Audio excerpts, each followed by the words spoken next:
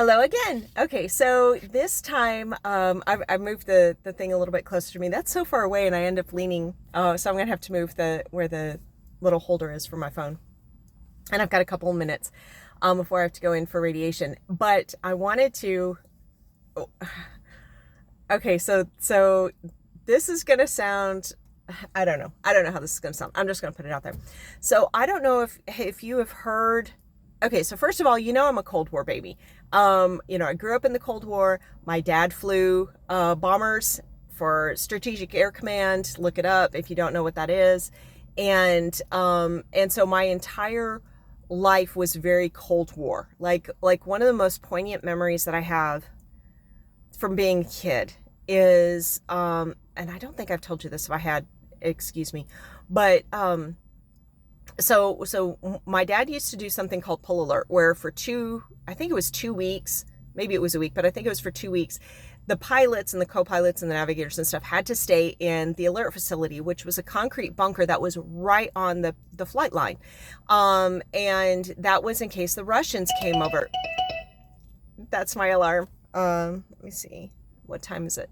I gotta see what time it is, and all the things are blocked. Okay. Okay, no, I've got time.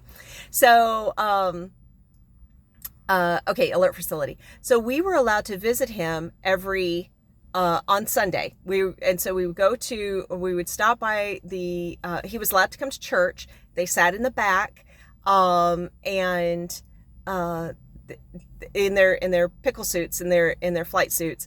And then the families were allowed to go to the alert facility to visit for a couple hours on Sunday afternoon. Now, I remember one of the times that we went to the alert facility, and this memory is so crystal clear, I can't even tell you.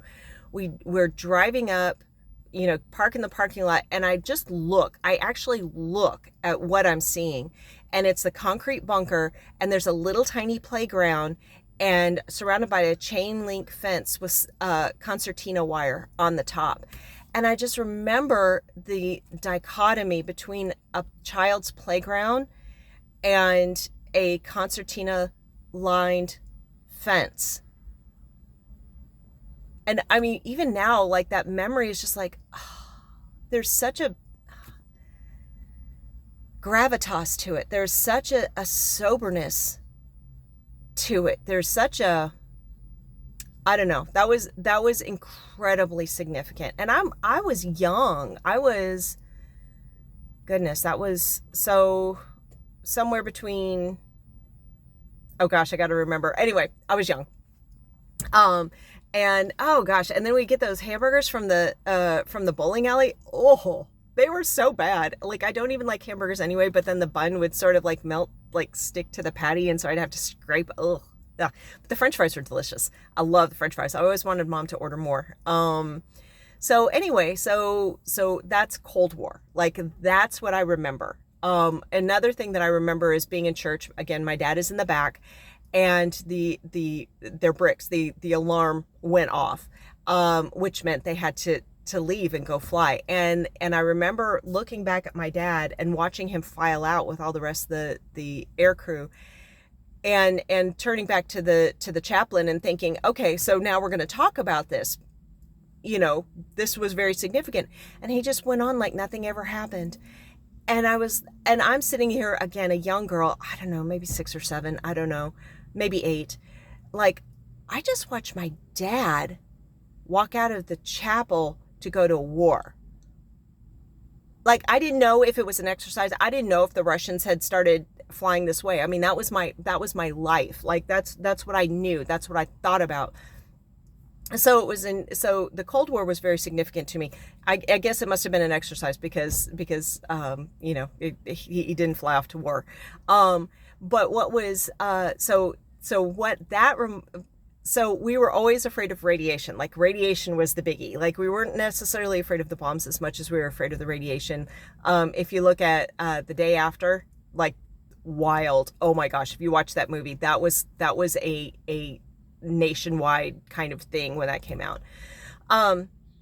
So now I'm here and I'm feeling very Gen X, that I'm going to be saved by radiation. It's a different type of radiation, I get you, but still, the radiation that I was afraid of as a child is going to potentially save my life now.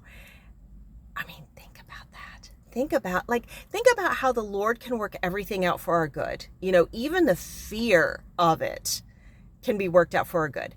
And then not the fear of it being worked out for our good, but you know what I mean. Like the something we were afraid of being worked out for our good. That's what I should have said. So or being used for good. But something that I'm reminded of is there is a quote that I have thought was so poignant since the first time I heard it. And I think it was in Vietnam. It may have been in World War II. It was in sometime. No, it wasn't World War II. I think it was Vietnam, or it may have been Korea. Anyway, so there was this soldier, and he was about to be overrun by the enemy, and he calls back to the base, and he says, "Fire on my position, fire for effect." And what that meant was, come find where I am, and then just wipe the place clean, knowing that he was saying that was a almost certain death sentence. And I think he did die. And so, but now I'm fixing to go into the radiation, and I'm thinking, fire on my position, fire for effect, but it's not going to kill me. Like, the Lord is working this out. And that is, but still, to voluntarily, I don't know, to subject yourself to these things that can, used wrongly, could absolutely end your life.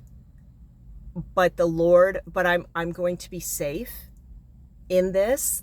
The Lord is keeping me safe in this, and it's just going to get the enemy that's attacking my body, that the enemy of my soul is using to attack my body. And I don't know, I just think that's pretty significant. So I'm going to go in.